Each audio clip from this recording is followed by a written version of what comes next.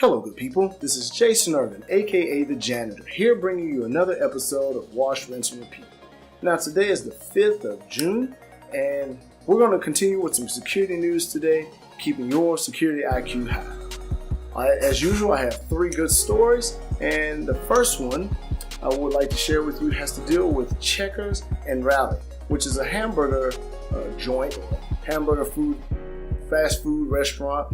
And the reason why they're in the news currently is because they've had a credit card breach that has been ongoing since about 2015. So if you have been using your credit card to go get those delicious burgers at Checkers and Rally, I would like for you to make sure that you keep an eye out on your credit card statement, because this breach has affected over 103 stores throughout 20 different states. So it's pretty prevalent, I guess, and it's been going on for quite some time. So if you've had your credit card information stolen and you're a regular at Checkers and Rally, and then you got to replace and you notice that this happened again, Checkers and Rally may be the reason why your credit card was constantly being compromised. And if you haven't been going there and you just recently been going, I guess in the last few or whatever, you just started, keep an eye on your credit card statement, because definitely there was malware and it just got, I guess, removed throughout all of their point of sale systems at the beginning of 2019. So from 2015, the end of 2015 to the beginning of 2019, they had malware on their point of sale systems, and that's a big issue because they were stealing all the credit card informations that were being swiped. Now, I'm not quite sure about the credit card information of like a chip, but definitely the swipe ones were being compromised, and that's probably not best. So keep an eye on that. That's our first news story of the day.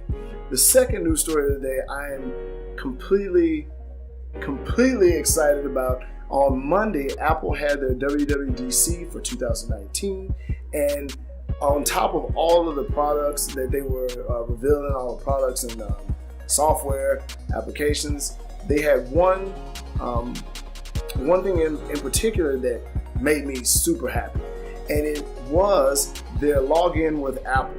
And if you weren't watching, or if you didn't watch the WWDC, login with Apple is going to be very similar, or pretty much exact, to when you go to certain websites and they have a tab that says login with Facebook or login with Google. There's going to be a new one coming in that says login with Apple. Now, it doesn't just add another login button to a website.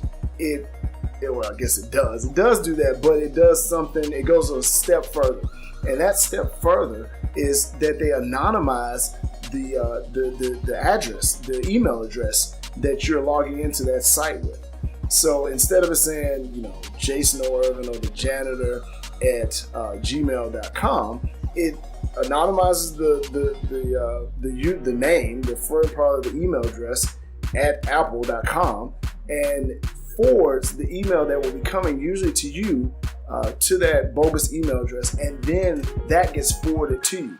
So what does that do? That anonymizes your who you are actually on the internet when you're logging into all these different websites. So it's a huge step forward. I wish that everybody would have done this. I wish I would have thought about this forever ago. I'm sure Google and Facebook especially, wish that they were doing stuff like this to protect privacy of their users.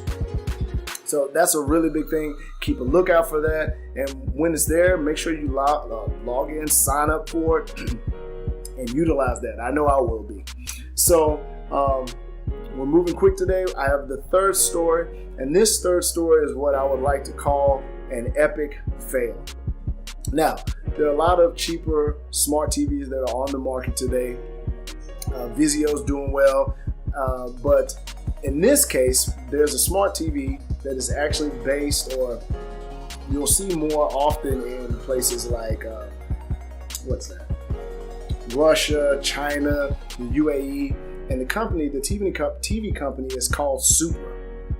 Now, SUPRA is in the news today because there's an actual vulnerability in their TVs that allow hackers or anybody that actually has access to your Wi-Fi network to log in, access the web interface of the TV, and stream whatever they want onto that TV. So let's say, for example, you're watching your favorite show and all of a sudden the channel changes. Just there's a new feed on there and you have no idea where this popped up from. It's giving you bogus information.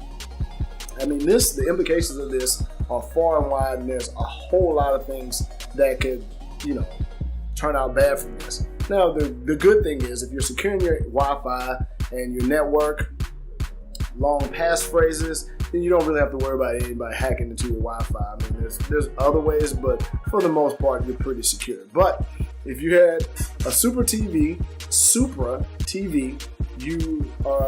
you bought either on a Russian commerce website, a China commerce website, or a UAE commerce website, trying to save some money here in the US, that TV is definitely extremely vulnerable. And from all reports, they say most likely that vulnerability has not been patched. So that's kind of like an epic fail for that TV company. Recap. We had 3 stories. We had checkers and rallies. If you've been eating at checkers and rallies, make sure to check your credit card statement to make sure you haven't been compromised. And if you've been compromised over and over and the common factor is checkers and rallies, that could have been your problem. So hopefully they don't have any further malware that is on their POS systems. But that was happening from the end of 2015 to the beginning of 2019. Second story was Apple with their Apple login that anonymizes your email address and forwards and keeps you more secure over the interwebs as you're logging into different websites. And the last one had to do with the SUPRA TV. Here in the States, I don't think we even have seen a SUPRA TV, but if you're watching from China, Russia, UAE, overseas, and you have a SUPRA TV, just make sure that your Wi-Fi is well taken care of, and if SUPRA does release a patch your TV. And that's the stories that we have for today. I'm super excited about all the news that's been going on, tech news, especially with Apple. I'm a big Apple fanboy, as you can tell. And it's good to be back as always. And stay focused, never quit, and I'll see you guys on the next one.